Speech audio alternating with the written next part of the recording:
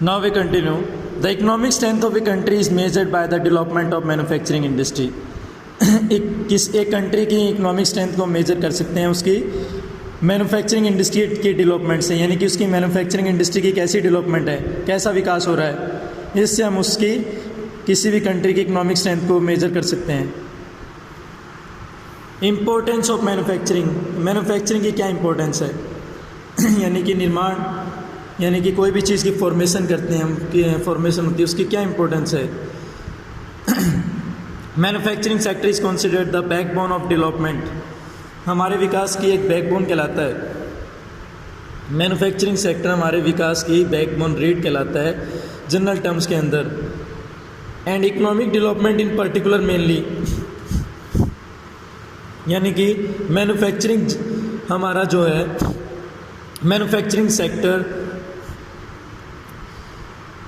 Manufacturing sector general और economic development के लिए मोस्ट इम्पॉर्टेंट है, जनरल और इकोनॉमिक डेवलपमेंट की बैकबोन कहलाता है।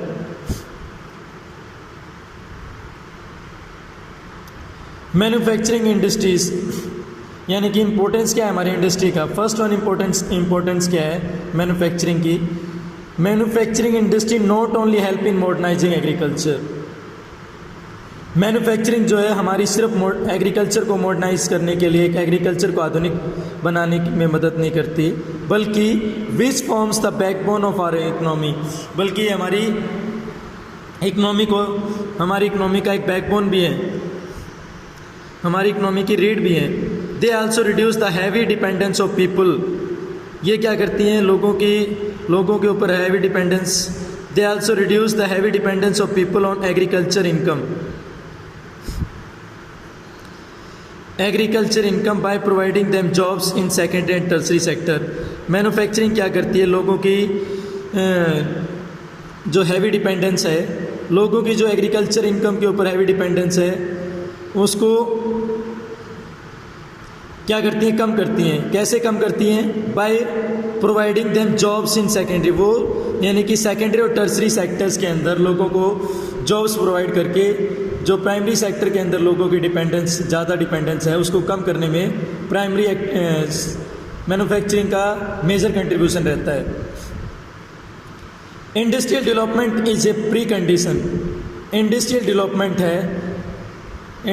Development is a precondition for eradication of unemployment and poverty from our country, यानी कि हमारी कंट्री के अंदर से इंडस्ट्रियल डेवलपमेंट सबसे पहली कंडीशन है, यानी कि प्राथमिक स्थिति है अनएम्प्लॉयमेंट और पॉवर्टी को ख़त्म करने की। This was the main philosophy behind public sector, ये एक इम्पोर्टेंट फिलोसफी है जो यानी कि पब्लिक सेक्टर के पीछे, पब्लिक सेक्टर इंडस्ट्री के पीछे मेन फिलोसफी है। साथ में and joint sector venture in India, और साथ में यानी कि इंडस्ट्रीज़, यानी कि जो जॉइंट इंडस्ट्री है उनके लिए भी एक इम्पोर्टेंट फिलोसफी है। It was also aimed at bringing down, इसका एक एम यह भी रहता है bringing down regional disparities by establishing industry in tribal and backward areas, यानी कि रीजनल डिस्पैरिटी को कम करने में भी मैन्युफैक्चरिंग का इम्पोर्टेंट कंट्रीब्यूशन है। कैसे, by establishing industry in tribal, यानी कि ट्राइबल एंड बैकवर्ड एरिया के अंदर इंडस्ट्री को स्थापित करके मैन्युफैक्चरिंग डिपार्टमेंट रीजनल डिस्पैरिटी को कम करने में, रीजनल डिस्पैरिटीज़ को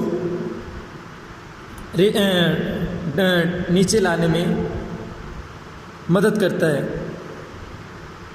export of manufacturing goods expends trade and commerce, manufacturing goods का जो एक्सपोर्ट होता है, export of manufacturing goods expand trade, यानी मैन्युफैक्चरिंग गुड्स के एक्सपोर्ट से हम अपने ट्रेड और कॉमर्स को बढ़ा सकते हैं। And brings in much needed foreign exchange, और हम ज़्यादा मात्रा में, यानी कि अधिक संख्या में जो हमें अधिक जो ज़रूरत होती है, जिसकी ज़्यादा मच नीडेड रिक्वायरमेंट होती है फॉरेन एक्सचेंज की, उसको भी हम प्राप्त कर सकते हैं, उसको भी ले सकते हैं। Countries that transform their raw materials into a wide variety of finished goods countries जो क्या करती हैं, रॉ मटेरियल को wide variety of finished goods में कन्वर्ट कर ऑफ हायर वैल्यूज़ आर प्रोस्पीरियस। ठीक है, यानी कि कंट्रीज़ के अंदर मैन्युफैक्चरिंग इंडस्ट्री रॉ मटेरियल को फाइनल गुड्स में कन्वर्ट करके, वाइड वैरायटी की फाइनल गुड्स में कन्वर्ट करके उस कंट्री के प्रोस्पीरियस में मदद करती हैं, उस कंट्री के डेवलपमेंट में मदद करती हैं।